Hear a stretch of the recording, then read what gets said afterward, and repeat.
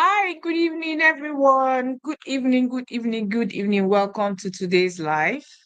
I can see Dorothy. You're the first here to be here today. Welcome. Good evening and welcome, welcome, welcome, welcome, welcome. I know I put up the post quite late.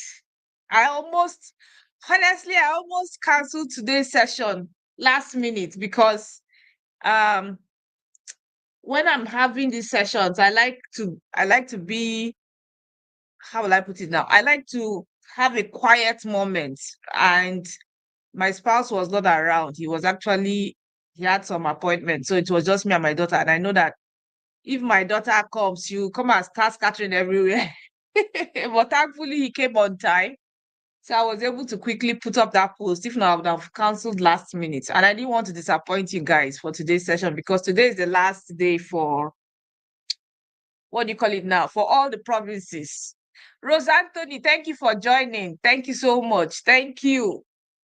Johnson Akiwale, thank you for joining. Moscow, thank you for joining from Nigeria. Hannah, thank you for joining. I really appreciate all of you joining this session, taking time out of your very busy schedule, sacrificing your sleep for those in Nigeria to join so that we can share options that are available for people to settle in Canada. Mide, thank you so much for joining. I really appreciate you for joining. Thank you, thank you. All of you, thank you. I know there are a lot of people who are silent joining me. I really appreciate all of you. Like, I truly appreciate everybody that takes time to come and join me on YouTube Live because, I mean, it's not easy. Again, I'll keep saying it's not easy. It's not easy. Joyful Strike, thank you. James Ojo, thank you for joining me. Thank you. It's not easy at all doing this. I keep saying it. I don't know how people who do TikTok every day or YouTube Live every day, how do they do it? I don't know how they do it. Arize, thank you. Welcome. Thank you for joining me. Thank you. I've just been asking myself, is this something I'll be able to do every day? All the news broadcasters, I need to mention a story. So I did my youth service in Enugu State. Is anybody from Enugu here? I did my youth service in Enugu State with the Enugu State Broadcasting Service. And I was a broadcaster. Like, they allowed me to go on air in Enugu State, and that's where the flair for media came in, because, I mean, for them to give me that experience. But it started from the camp, NYSC camp. Yeah. It started from NYSC. I was among the people broadcasting during my NYSC days. And because of the service I ran that during NYSC, it was very, it was very interesting. They now posted me to Enugu State Broadcasting Service.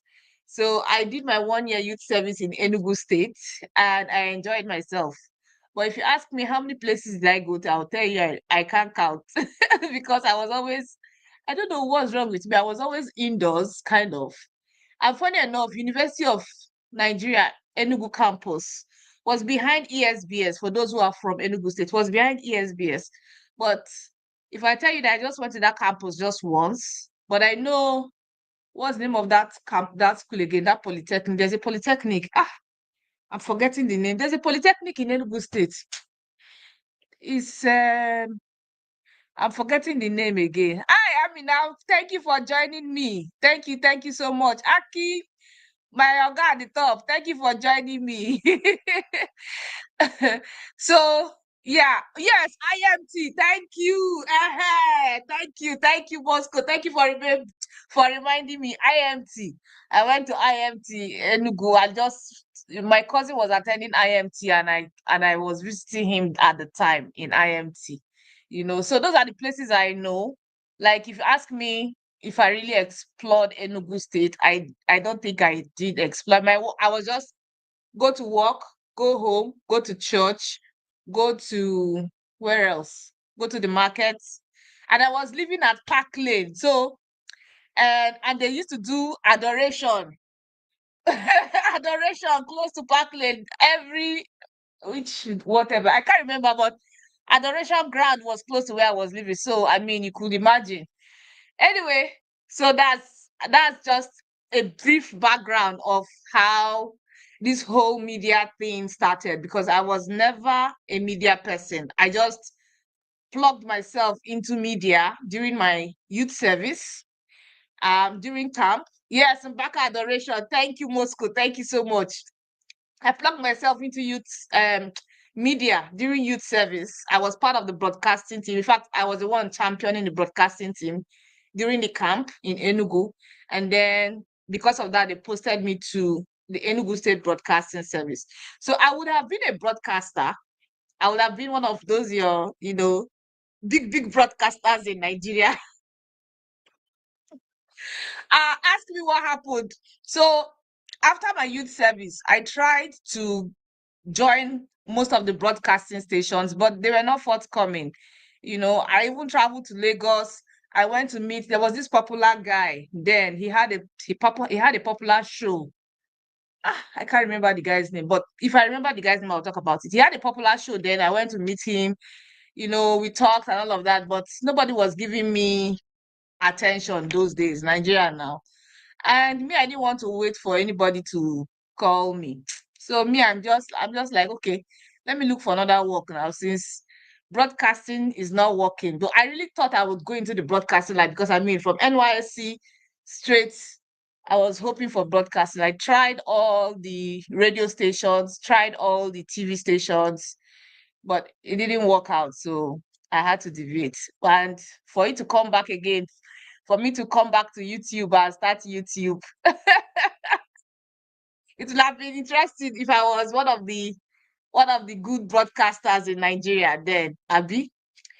Okay, so thank you so much for joining me. I just gave you a brief background of my story, of how I started, like anything media. And yeah, let me not take too much of your time. I'm really appreciating everybody that is contributing. Yes, Christ the King Church Adoration Park. Is it Park Lane? Park Lane, yes. That was the area I was staying in. I was staying beside the ESBS had a staff, or like call it staff. They had their managers' quarters in GRA, the GRA part of Enugu, but the managers were not, or the manager was not living there. So they said they will give that quarters to us who were youth coppers. We were about 3 of us who were hired by ESBS to live there.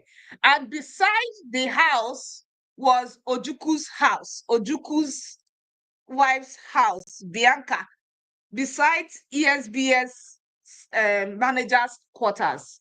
You see Ojuku's house. That's where I stayed.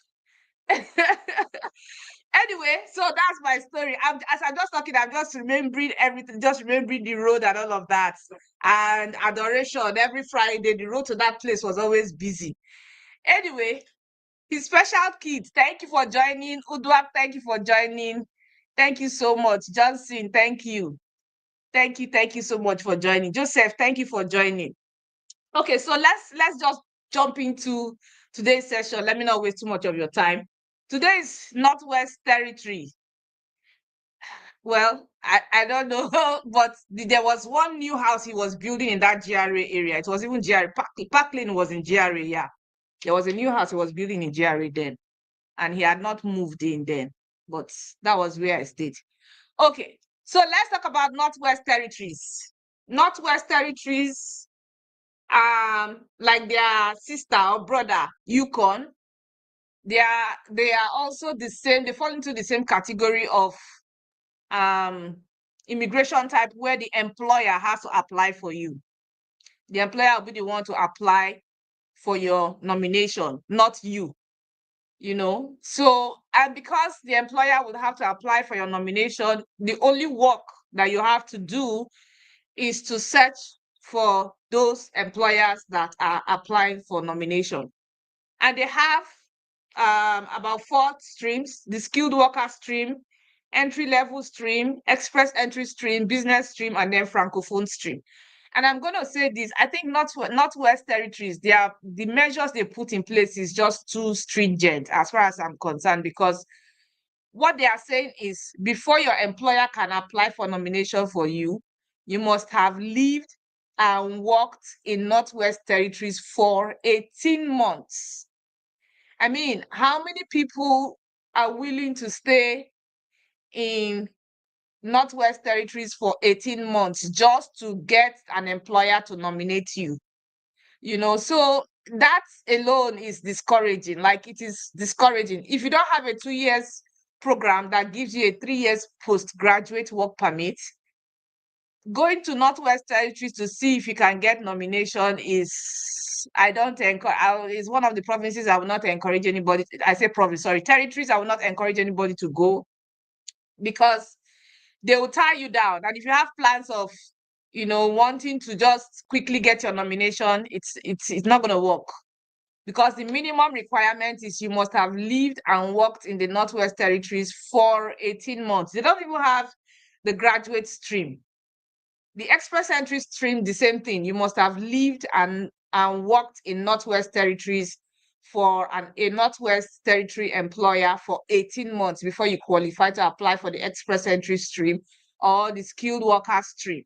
So, except you just want to go there, make your money and leave Canada, according to my brother who is saying it's the card. Yes, if you just want to make your money and leave Canada, if you know that, yes, you don't want to stay, then I'll say, fine, you can go there. But other than that, I don't see it as a place where you can get your PR as fast as possible. The only exception is people under the French category. That's people under the Francophone stream. Those are the people that have the exception of 18 months. And those are the only people who can get a job offer from outside Canada and apply for nomination. So if you are a French person outside Canada, you're looking for opportunity, look for jobs in the Northwest Territories. If you get a job offer, you will then apply for nomination from outside Canada, and you can come in as a permanent resident to the Northwest Territories. Either that one, or you work for the employer for 6 months. 6 months, and then you qualify to apply for nomination. So it favors only Francophone people, sadly. Only Francophone people are allowed to apply for nomination within the shortest possible time. Only the Francophone people can apply for nomination from outside Canada, without the requirement of working for the employer for 18 months. The only requirement is if you're already in Canada, you must work for the employer for 6 months before you apply for nomination. So, I mean, with this kind of restriction, people who are not bilingual, people who cannot speak French, I don't think it's an option. I don't even think it's an option for any person to move. Like, if you're considering moving, let's say you want to move from other provinces to Northwest Territories, it's not a province I would say you should move to, except territory, except you just want to make the money and you get out. If you want to make your money, if you want to count the money in dollars, like serious heavy money, if you want to be making as much as $200,000 to $300,000, then I would say yes, Northwest Territories. But if you are after your status, your permanent residency status, Northwest Territories is not an option for people who speak English only, but it's an option for people who speak French. So if you are speaking French, if you know somebody that is speaking French, tell the person to look for a job in Northwest Territories. But the person has a better option to search for, not necessarily search for jobs, to immigrate through the category-based selection for French for express entry. The person has more than enough options besides Northwest Territories. But if you feel that the other options like express entry is difficult for you, you're not getting the good scores, the other options around maybe securing a job offer in the main provinces are difficult, then try to search for jobs in Northwest Territories. And I can tell you for a fact that because people do not want to go there, it's easier to get a job in those places. It's much, much easier to get a job in those places. Very high skilled job. If you want to get high skilled job, you can get high skilled job in those places. If you want low skilled job, you can get low skilled job in those places, because people do not stay. It's like a revolving door. People just go there and leave. I can see why they even put that 18 months requirement. That's just to make people stay. For them to put 18 months, it means that they want people to stay, So, okay, Valerie, I will answer your question. So, in a nutshell, I think Yukon, if you want to compare Yukon with Northwest Territories, Yukon has a better option than Northwest Territories. Yukon is much, much better than Northwest Territories, except those who just want to make money. You have a very short time in Canada, and you just want to hammer the money you need to hammer to go and establish your business in your home country. A lot of Indians do that. If you go to those places, the majority of people you will see are mostly Indians. You will see them there. They've made those places their homes. You see Indians, you see Chinese. I mean, and I'm looking forward to see, if I go there, I'm looking forward to see Nigerians. I know there are Nigerians in Nunavut. I don't know if there's any Nigerian in Yukon. And Nunavut does not have any immigration stream, sadly. Like where you have Nigerians, Nunavut does not have an immigration stream, but Yukon and Northwest Territories, they have immigration stream. So I don't know if I'll be able to see not necessarily Nigerians, blacks, like Africans, right? Caribbeans. I want to go there and see if I can see enough people. That could probably encourage someone. If I reach there and I see enough Africans, I'll say, please, you guys should come over. Come and pack your money. Come and pack your money in this place. There's money here. And if you're searching for jobs, right? If you've been this is what some new immigrants do. I've seen, I think 2 or 3 persons do the same thing. So they came into Canada, they landed in Ontario. It was difficult for them to see a good job in Ontario. Like the competition in Ontario was very high. So they decided to look for a job in Nunavut, Northwest Territories, and Yukon. And they got multiple job offers, like high-paying jobs that took them to those places. So they got there and they just to put on their resume that they have Canadian experience at a very high level, right? If you're looking for a managerial job, let's say you want to work as an accountant, a manager, an accounting manager, and you're not, all you've been seeing are just sufferhead jobs. I won't say sufferhead, entry-level jobs, transitional jobs that are stressing you and breaking your head and all of that. Just throw your resume to those places. You will get interviews that you used to start working immediately. And once you start working, you can then use that experience to start applying to other places that can bring you back. So that's what a lot of people do. They go to the north, they go outside to the extreme north, to the territories to get the very, very good jobs, and then use the experience to get other jobs, and they bring themselves back to the provinces. So that could be an option, especially if you feel that you're finding it difficult, finding it very, very, very difficult to learn something that is suitable for yourself, and you don't mind. All you do want to do is just to make the money. There are some people like that. They don't mind. All they want to do is just make the money within the shortest possible time. There's a lady I follow on Instagram. That's what she did. She just went to Nunavut, made her money. By the time she was coming back, she was buying a house and buying a brand new car. I mean, it's just like within 2 years, she made the money that was enough for her to buy a house and buy a brand new car. So you can imagine, how much money, how much potentials you can make, as in how much money you can make within a short period of time in those places. But of course, you also have to be mindful that the more money you make, the higher your tax brackets. But some people don't mind. They just like to see enough money in their accounts. The money that the money that they know that, okay, if I stay in Manitoba, I will not be able to make that money within the next 2 years. Right? Within the next 2 years, you might not be able to save almost, let's say, $300,000 to $400,000. You can consider moving to the territories to go and make that money, especially if your mind is just to make money and get out. Then look for jobs in the Northwest Territories. Look for high-paying jobs in the Northwest Territories, or Yukon, or Nunavut.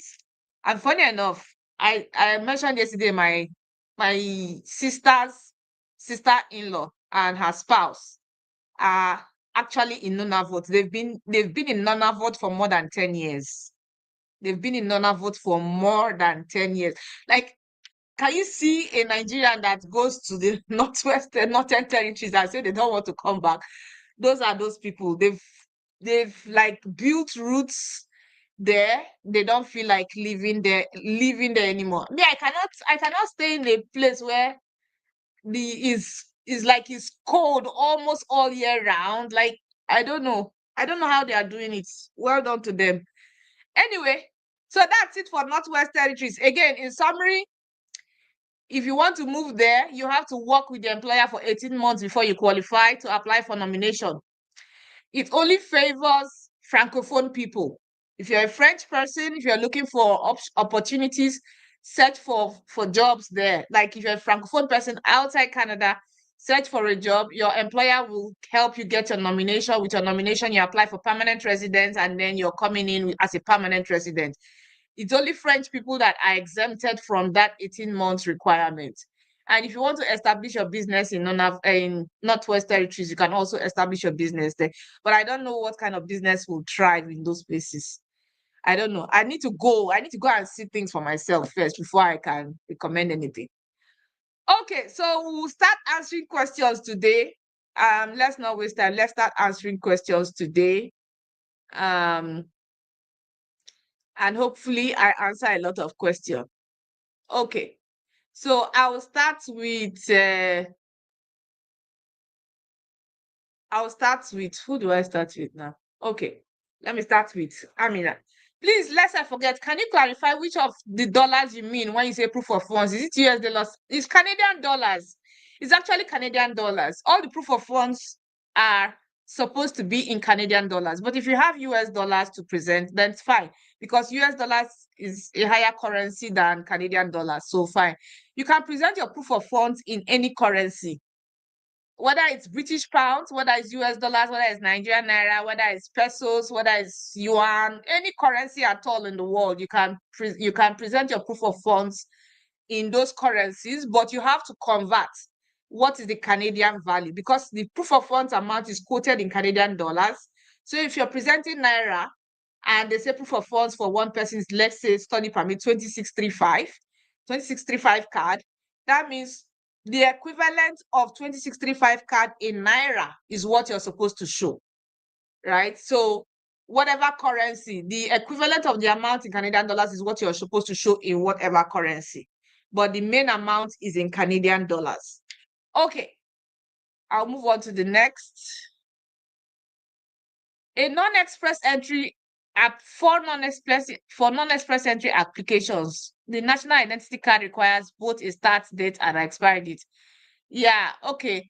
How should one proceed? Okay, so for me, what I typically do is to use the information on your passport, so that the information on your passport aligns with the information on your national identity card. The national identity card does not have an expiry date. And if you want to proceed, you cannot proceed if you just put only the, what do you call it now? Only the issue date. So you have to put the expiry date of your passport. That's what I do. Okay. So next question. Yesterday, we now have to show POF according to number of years of study. Has it changed? Last year was for a process to show 1 year POF. What's up? Okay, so let me explain. On IRCC website, it says that if you want to show proof of funds, you show proof of funds for 1 year of study. That's what is stated on IRCC website. I don't know whether they've updated it. I've not checked recently. But that is what was stated, or what is stated, until I check if there is a new update, right? That is what is stated on IRCC website. Now, if somebody is coming for a 4 years program, typically the person is supposed to show just 1 year proof of funds. But IRCC being who they are, especially with the fact that I have dealt with them on several occasions, it is advised that if you're coming for a 2 years program or a 3 years program, show the proof of funds for the entire program. Do not show proof of funds for only 1 year. Or show proof of how you're going to sponsor yourself or fund yourself for the entire program. But majorly, show proof of funds for the entire program. So if it's a 2 years program, show proof of funds for 2 years. If it's a 3 years program, show proof of funds for 3 years. On the website, they said 1 year, but me dealing with them and having read several GCMS notes, right? I read GCMS notes, like I read the GCMS note every day. Having read several GCMS notes, it is advised that you show proof of funds for the entire program so that the application can be approved. I know that it's very hard, but I mean, that's what I would recommend. And they do this thing because they consider certain countries as risk-prone countries, like Nigeria, most African countries or West African countries, they consider them as risk countries when it comes to coming to study in Canada and completing education. If you know the number of students that came in and dropped out, you understand why they are putting these measures in place. You know, a lot of people came and they just paid only maybe deposit, showed just 1 year proof of funds, and then somehow they became stranded. So because of that, a lot of the visa officers consider those applying from West Africa as a risk country compared to those applying from Europe. If you're applying from Europe, or if you're European or applying from rich countries like, let's say, China or US, they will consider that 1 year proof of funds. But if you're applying from Africa, you have to show proof of funds for the entire duration of your program. Okay, I'm finding it difficult to find a knock code of a clinical assistant. Kindly help.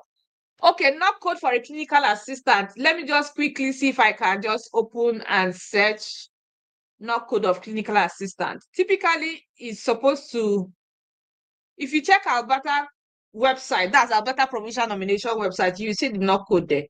But let me see if I can open it here and send it. I'll be searching for it while I also answer questions as well. Okay.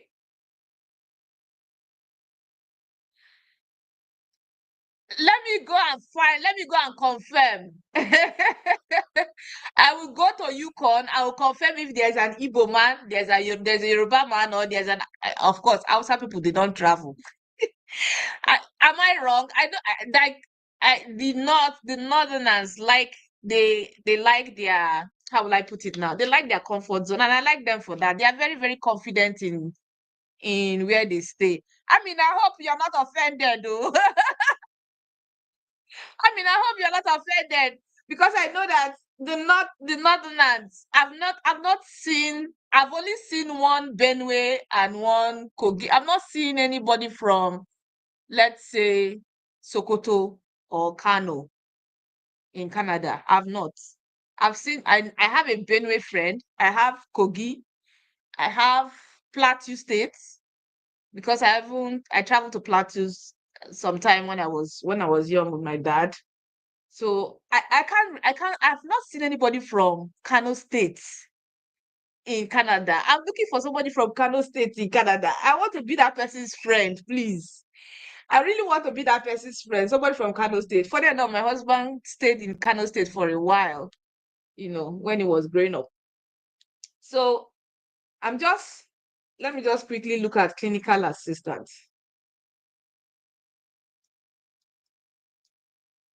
Just give me some seconds. Clinical assistant.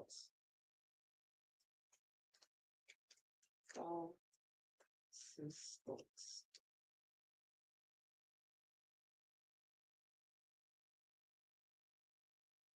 No.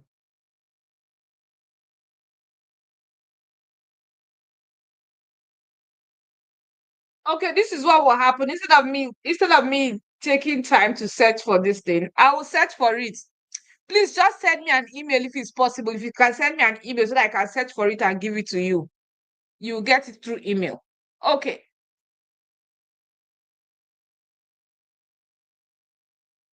Apart from brutal winters, what else makes those places unpleasant? Well, it's mostly an indigenous territory, right?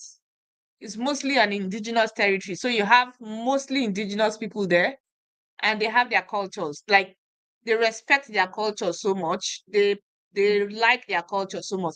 And there's something I discovered about the indigenous people when I was living in the north. I was living in one of the reserves in Manitoba before we moved. That particular place, I said that we bought and sold a house.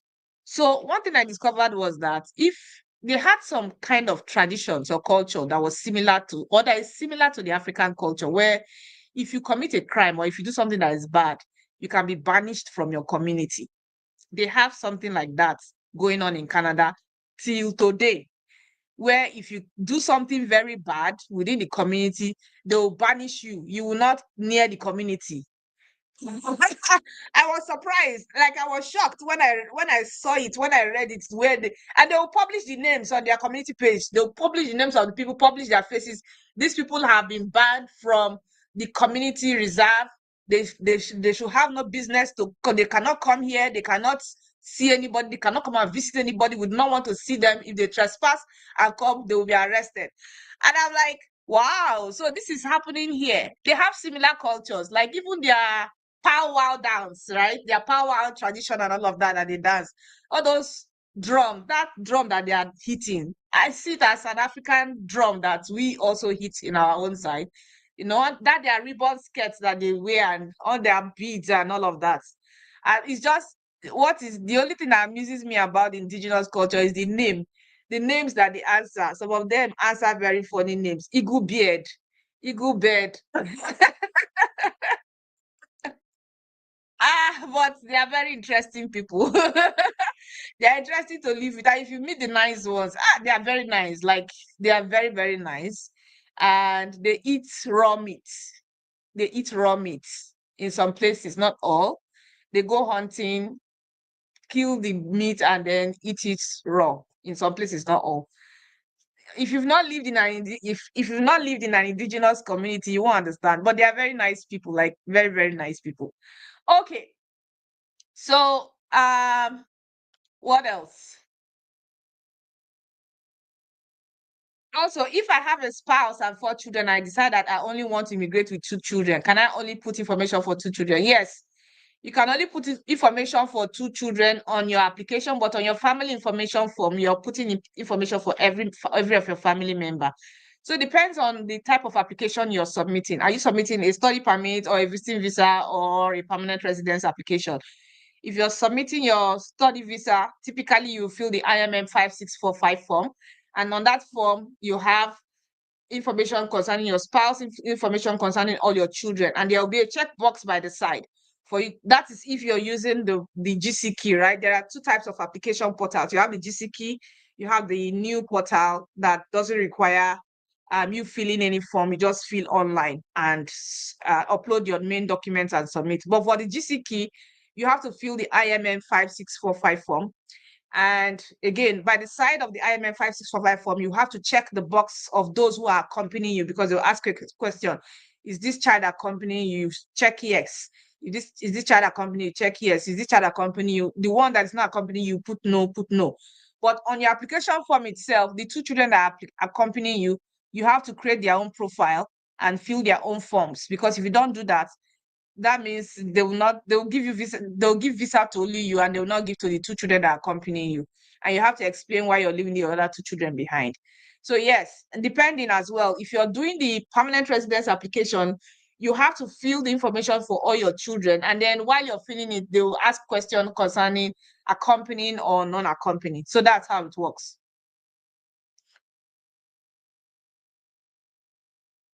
Okay, so this issue of proof of funds, right? For complete the EE profile, I can also put details for 2 children, especially considering the cost of sponsoring 4 children. Well, when it comes to at the end of the day, it's IRCC that will decide, because I don't really have information concerning this.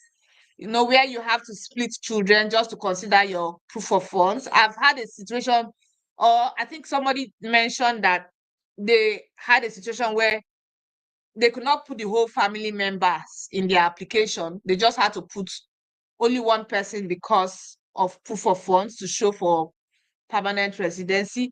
I don't know what the outcome of that application. I don't know how it went. I don't know how the outcome was.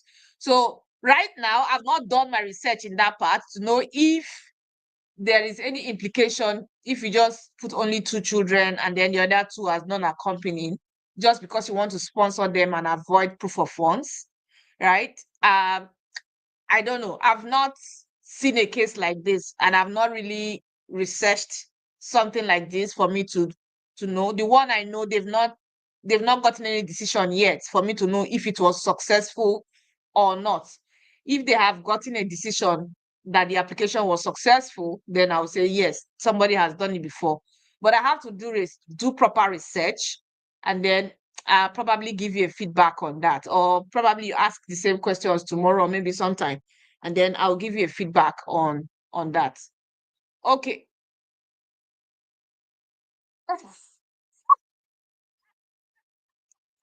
Ketri says you plan her exit. It is well.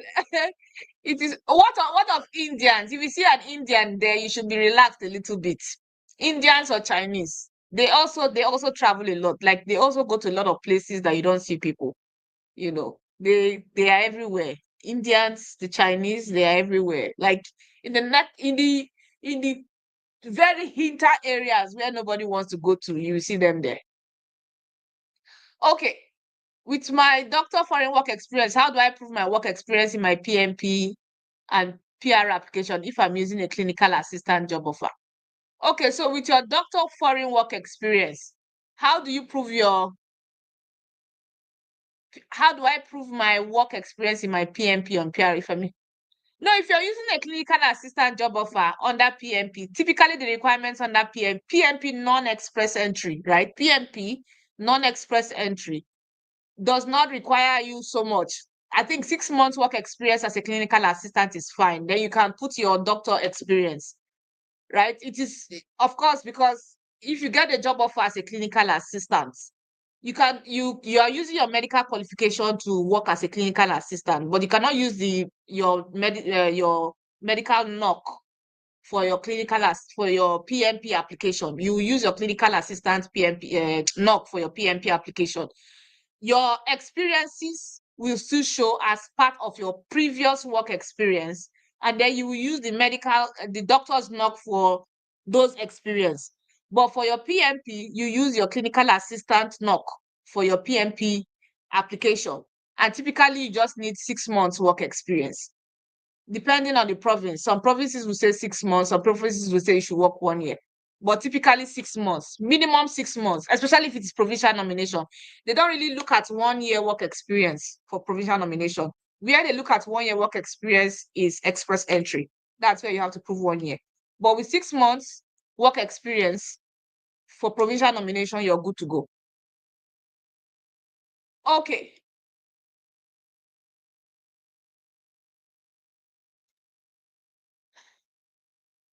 Please, what's your advice for a 36-year-old med lab scientist with a master's degree outside Canada? Okay, so you have one of the occupations that is under the category-based selection for healthcare. You have a master's already, and if you can max out your language exams, that's what I would say. Max out your language exams. See whether you can get as high as 470. Because if you're 36, you have a potential of getting that high score with a master's. I mean, you have a master's, not just a PGD. So the goal should be maxing out your language exams and see if you can get 470. If you're within the 470s range, then there's a potential. Or if you want to have more points, then start learning French to add to your points. Or, with medical lab, it's not that you can easily get a job. You can't really just apply and get a job because it requires licensing. So you have to search for every profession, there's always the one that has the lowest hanging fruits, which is more like the entry level to that profession, the one that does not require the licensing part. So if you can look for the one that does not require licensing, for medical lab, I don't know their names. I don't know the ones that don't require licensing. So if you can find out which one does not require licensing and then use it to search for jobs, right? If you use to search for jobs, you're fine. You'll be good to go. You are good to go. But if you can't get job offers, then I would say max out English and also take French just to push you to a high level. Okay. That's very true. Having excess fund 250% above the minimum required is safer. Yes, it's true. Having excess fund is very important, especially when you're applying for study permits. Okay. West Central, when it came out looking for job seekers early this year, they acknowledged my application and promised to revert. No word from them yet. Do you have any info? So West Central, they put on their page that they have paused intake until fall this year. That's what they put on their page. I don't know whether they will reopen it. It's like they are taking instructions from NPMP, because at the end of the day, it's NPMP that will give the nomination, right? West Central is to give you the endorsement. Then with the endorsement, you get nomination from NPMP. I don't know which occupation you're using, which occupation you use to apply. Because if you check West Central, you will not see the typical type of work experience that you can see, let's say support worker experience that everybody will be expecting to see on that website. You'll be seeing lots of admin, agriculture, like different types of job are on their websites. So what I would recommend you do is search for jobs in those places. If you're able to get a job offer, that will strengthen your application. So if you get a job offer with an employer there, then you can reconnect with them again and say you have a job offer. Because when you were applying, if you check, they put job offer if applicable. They didn't make it compulsory. But if you've not heard from them since January till now, then I would say you should start searching for jobs in those places. Okay. Oh, Amina, thank you. From Kogi. All right. Thank you. At least Kogi people are my friends now. They are my friends. Okay. Is it possible to get approved LMIA jobs from outside Canada? How can I see them? Any link, please. Thank you. Okay, so LMIA is hard to get. It's not easy to find. It's hard to get these days. Are people getting LMIA jobs? Yes, people are getting LMIA jobs. If you want to find LMIA jobs, then these locations like Northwest Territories, Northwest Territories, Yukon, the northern part of Ontario, those northern part of Ontario. So target places that have population of less than 5,000. If you're looking for LMIA, target the places that have a population of less than 5,000, less than 5,000 people. Those places, they always apply for LMIA. Those places that people do not want to go, people do not want to stay, you always get LMIA because it's more like a revolving door. People are just using those places to just say, you know what, let me just stay here, get what I want, and then I move. That is why those employers in those places, they are always having LMIAs. If you're looking for LMIA within the city area, you might not find. But the northern part of Ontario, where should I mention again? I don't know. Northern part of Ontario, probably if I am able to create time one of these days, I'll just look at the map of Ontario and start picking out those small communities that have less population so that people can target job offers in those places. Then for British Columbia, there was a time I did a live session and somebody mentioned Kelowna. Kelowna has lots of, what do you call it now? Lots of employers with LMIs, looking for people. Kelowna is one in British Columbia. In Manitoba, if you're looking for LMIA, look out for Thompson. Thompson in Manitoba. Where else? Flin Flon. Where else? And mostly the kind of people that are looking for or that have LMIAs in those places are mostly restaurants and hotels. Restaurants and hotels, they are the ones that have lots of LMIAs. Restaurant, hotels, what else? I think all those we like call them superstore. There's this brand of superstore that is escaping my memory now. I'm trying to remember their name. They have a yellow, their color is yellow. No Frills, thank you. No Frills, I just remember now. No Frills, right? Places like No Frills, all those funny names when it comes to stores. Those are the kind of people that have LMIs. They can be looking for LMIs for butchers. Like if you're a butcher, there's a possibility of you getting LMI. And funny enough, we shy away from this kind of occupations. There was one lady that contacted me some years ago. She got a job offer as a butcher. That was within 1 month. She got a job offer. She had already worked for only 2 months, and she said she wanted to run away from the employment, and she was asking if she could go because she came under closed work permit. And I was asking her, why do you want to run away from the employment? She said the place is too cold. It was when I knew that butchers, they actually work inside the cold room for almost 8 hours. And the people who are only championing that kind of job are actually the Filipinos. They are able to withstand those extreme weathers, as in, like during summer too, you'll be inside the cold room, cutting meat, preparing meat, and all of that. That's what you'll be doing, and you'll be standing for 8 hours. And the lady was like, she doesn't want to die doing that kind of job. I was like, how did this lady even get this job in the first place? When you were applying, you were saying, I'm sure they must have asked her, can you do the job? She said, yes. Is it not to cut meat? I can cut meat. Meat. But cutting meat in Canada is different from cutting meat in Nigeria. Cutting meat in Nigeria is not the same. You can cut meat outside in Nigeria, do all those. We, of course, in Nigeria and Africa, we do halal. And is it halal? Yes, we call it halal cutting.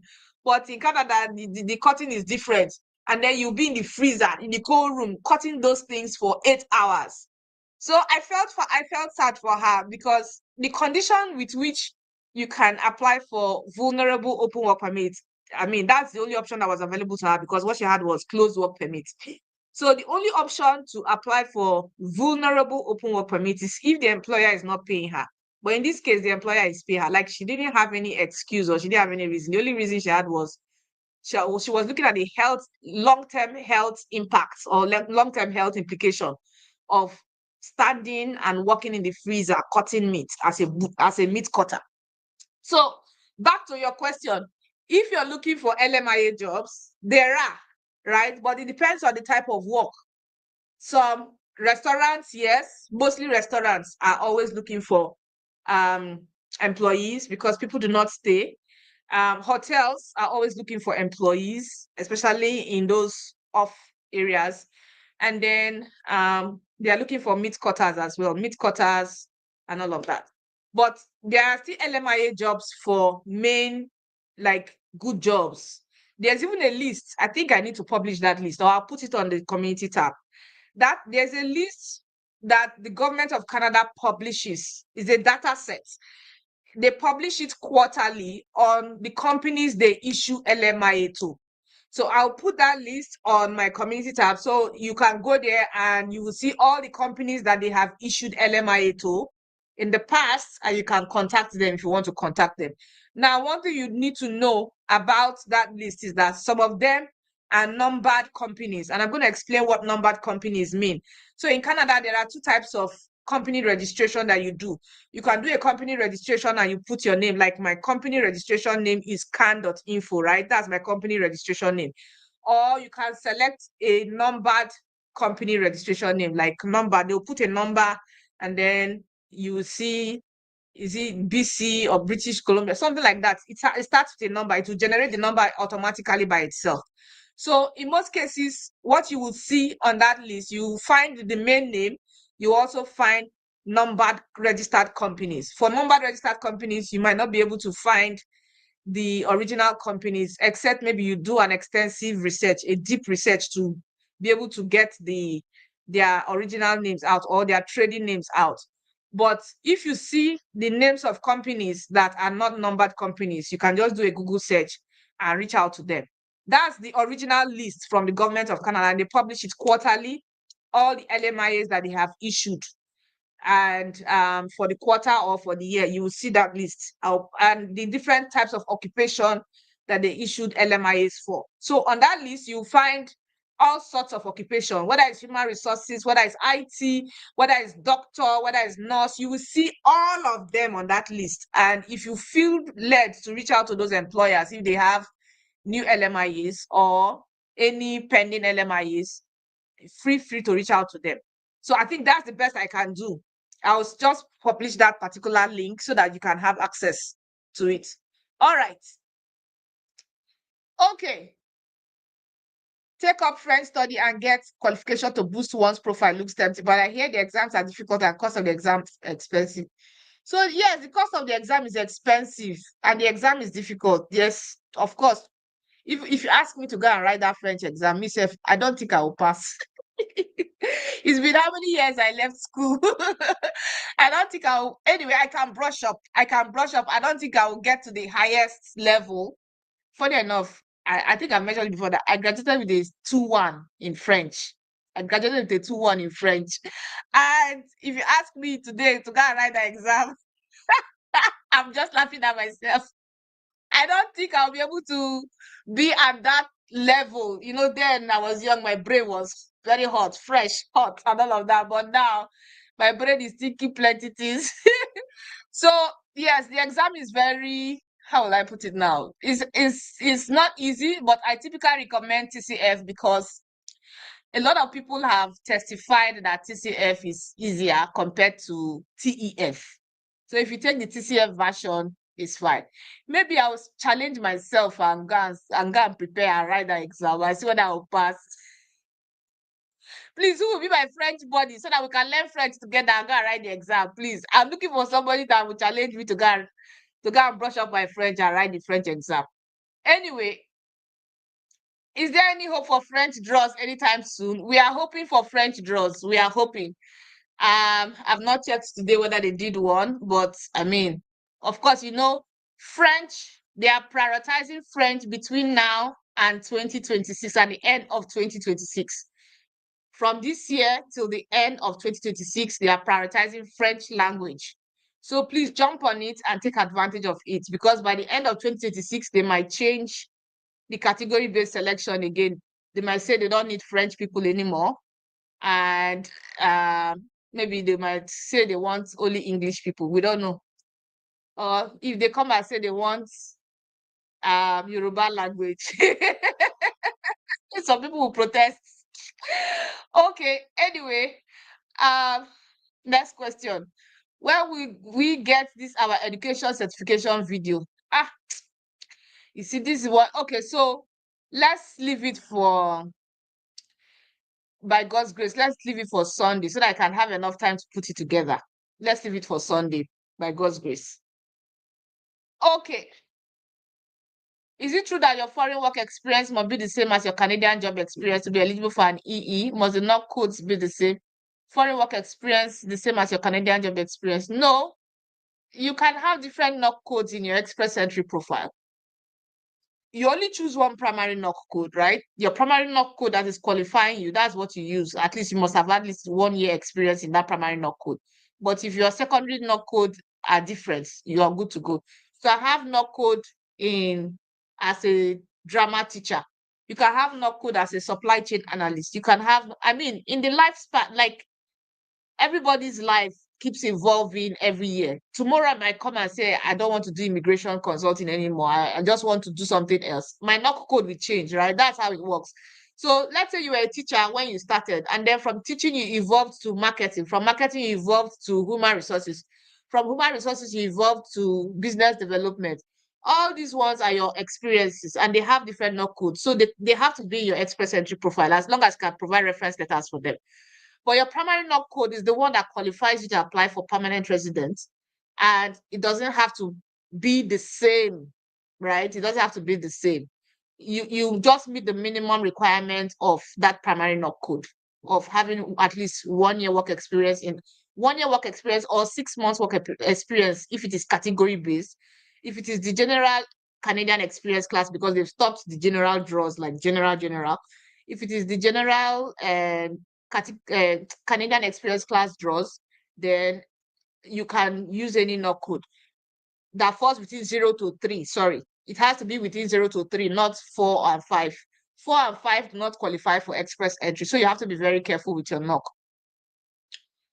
Okay, for someone with 2 BSc, a PGD, and a master's degree, will the person do WES for all 4 certificates?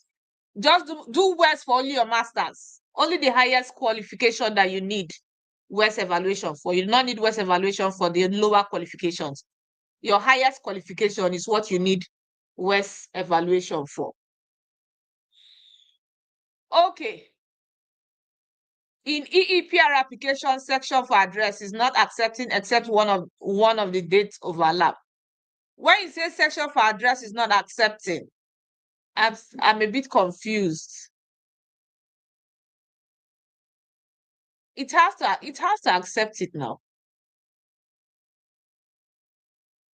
Okay.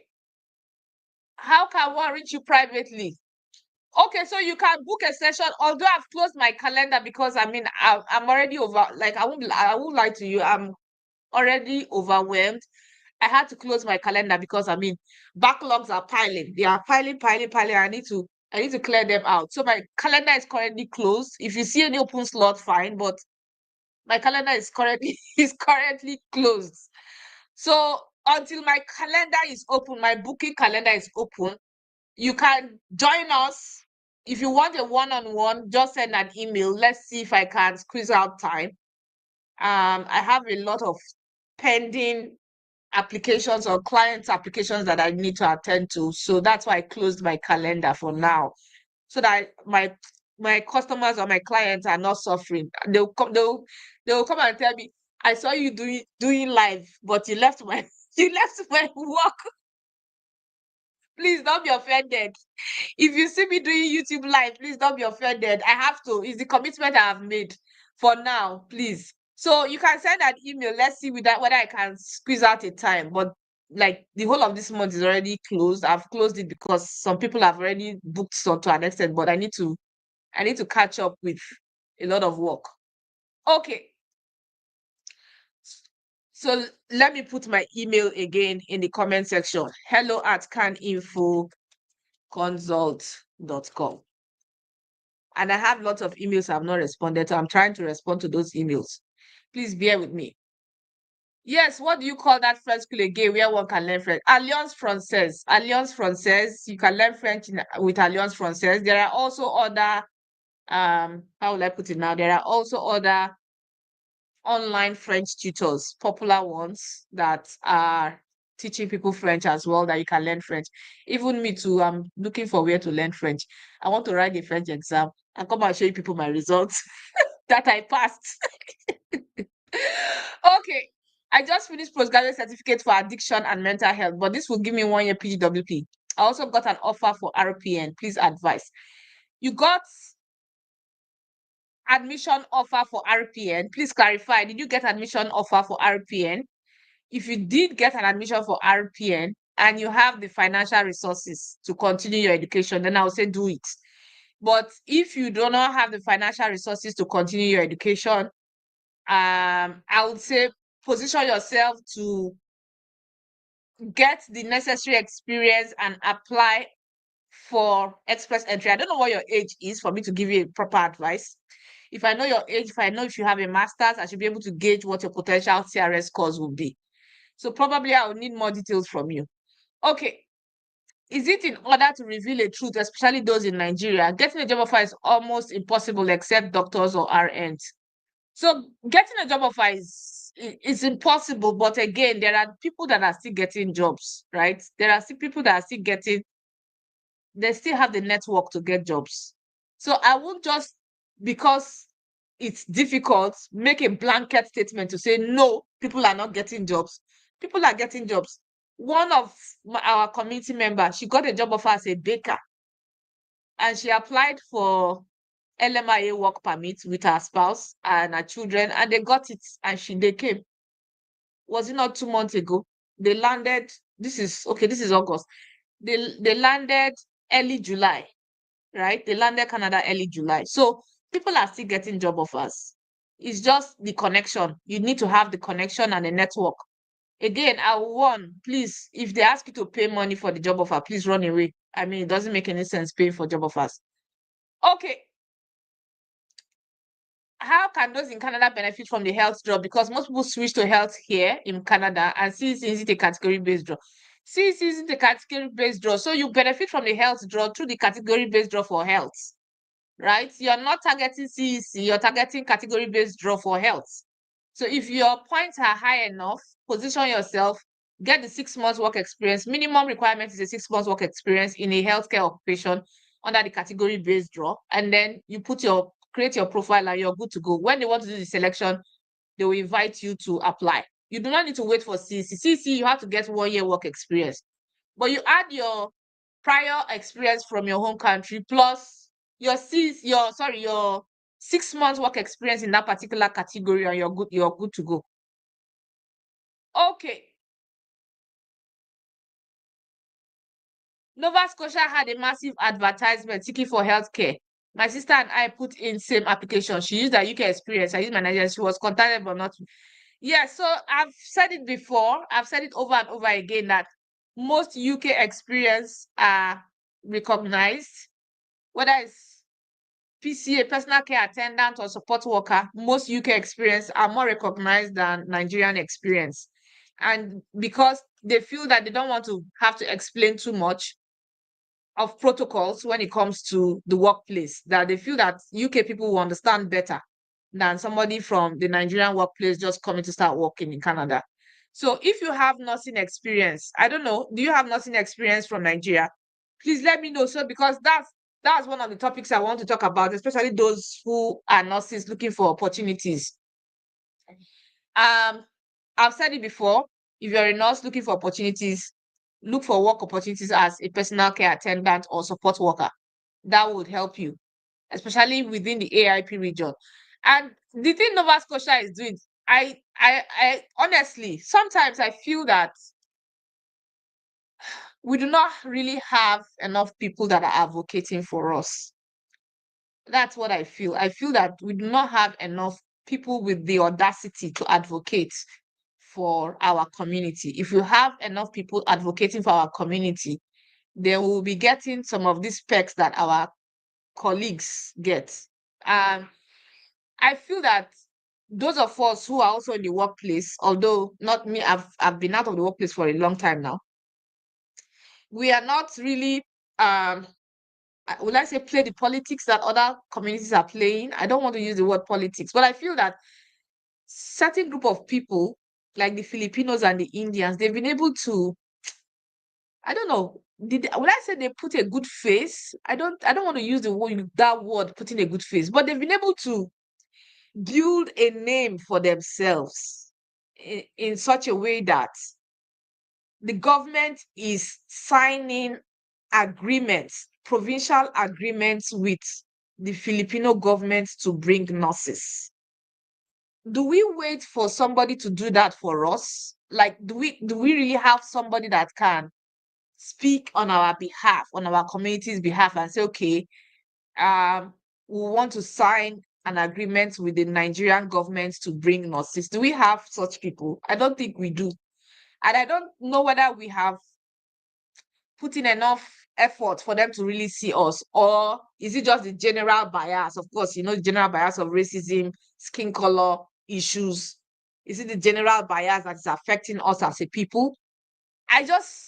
This conversation is not something that I feel we should talk about today, but I feel that we have, especially those in the US, they've made a name for themselves such that Nigerians in the US, especially healthcare professionals, they've made a name for themselves, especially doctors.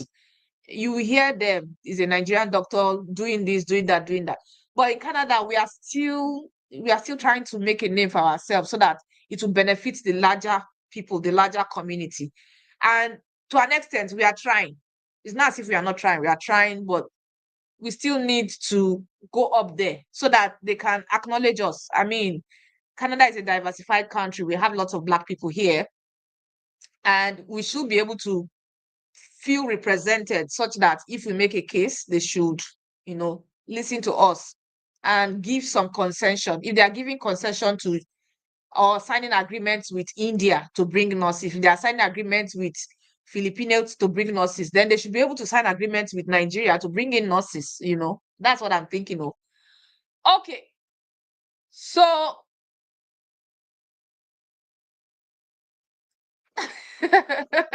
Ketri, you want to cut me? I've looked at my time. My time has gone today. Yay, I've been having fun and I forgot that time was just ticking away. Let me answer this. Let me try to answer this question. I'm interested for healthcare assistant job, Newfoundland and Labrador. I'm outside Canada. Please, can you help me with the job website? I put it the other day, nlhealthservices.ca. Let me type it in the comment again, NL Health Services. nlhealthservices.ca. Services.ca. And you can actually start your interim license. You can start the process of getting your interim license to work as a nurse. They will just give you a short time to get your nursing license. Okay.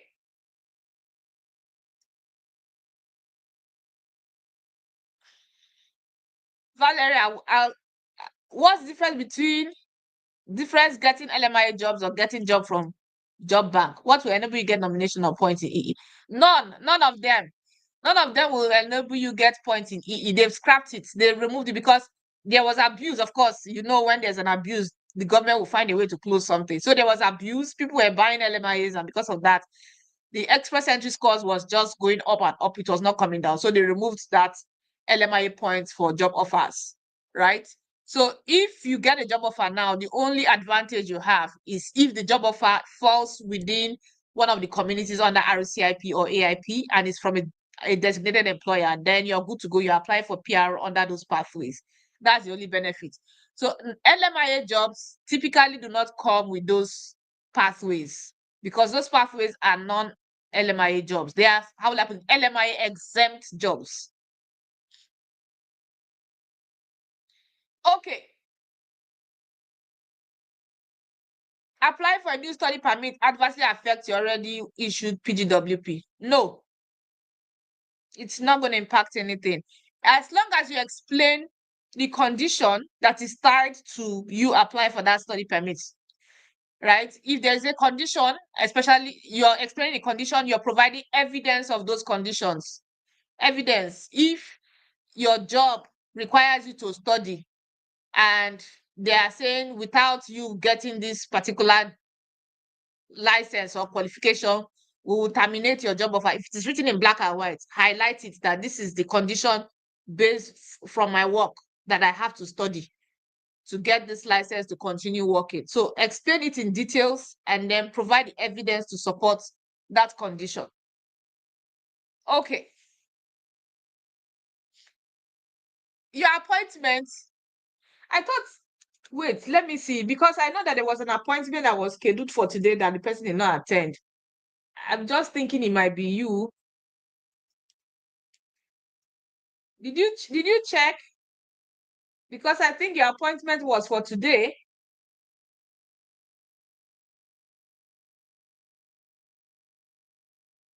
Sorry.